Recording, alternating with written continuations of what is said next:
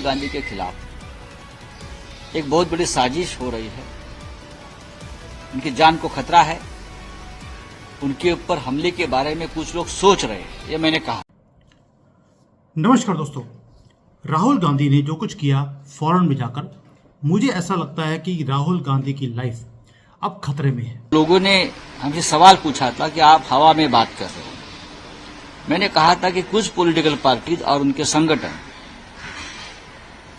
Record पे है, आप देखिए जाकर, राहुल गांधी जी के ऊपर हमला करने की साजिश रची जा रही है,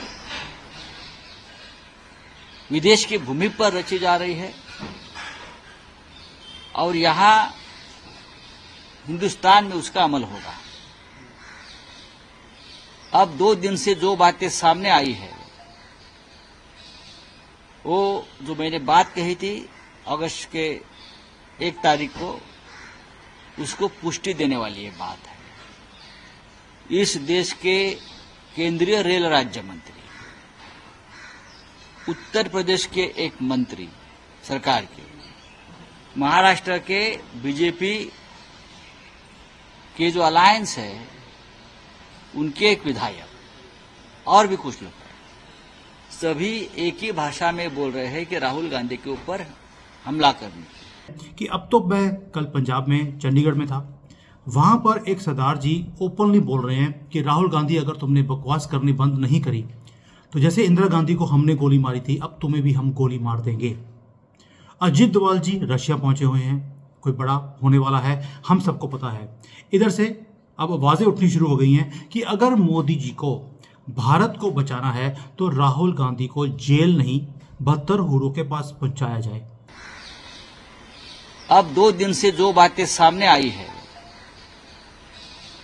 वो जो मैंने बात कही थी अगस्त के 1 तारीख को, उसको पुष्टि देने वाली ये बात है।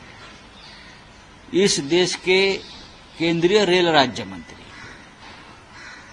उत्तर प्रदेश के एक मंत्री सरकार के, महाराष्ट्र के बीजेपी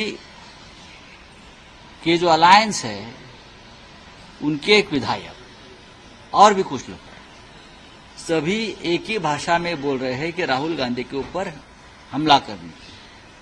कोई कहता है कि उनकी जुबान काट के जो लेके आएगा उसको मैं 11 लाख दूंगा, कोई उनको आतंकवादी कहता है, कोई उनके ऊपर हमले की बात करता है।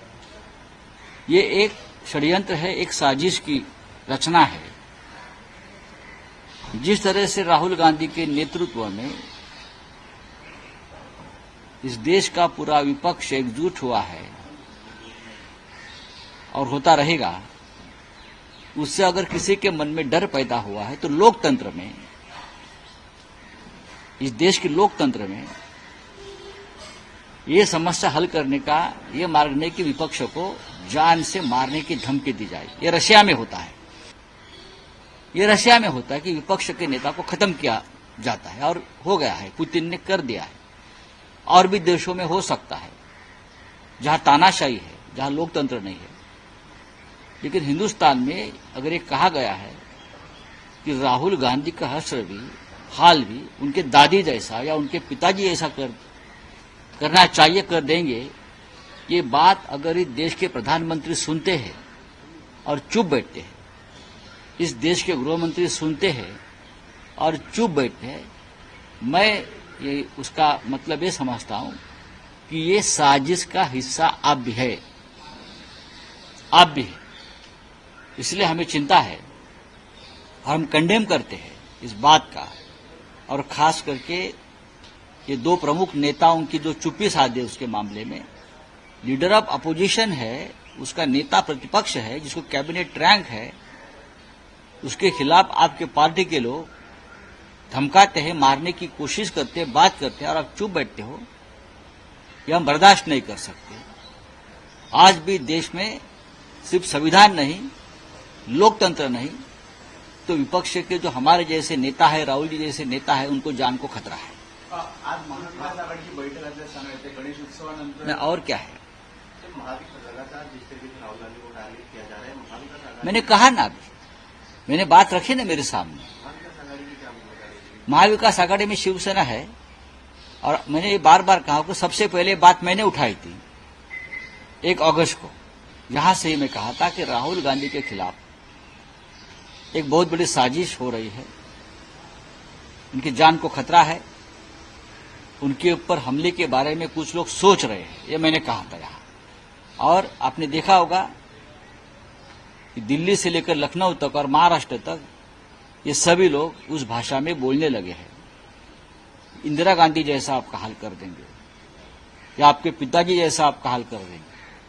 यह अगर भाषा चल रही है इस देश में, लोकतंत्र में, और गृह मंत्री और देश के प्रधानमंत्री उसके ऊपर कोई एक्शन नहीं ले रहे, इसका मतलब यह है कि आप भी ये जो लोग बोलने वाले हैं उनके साथ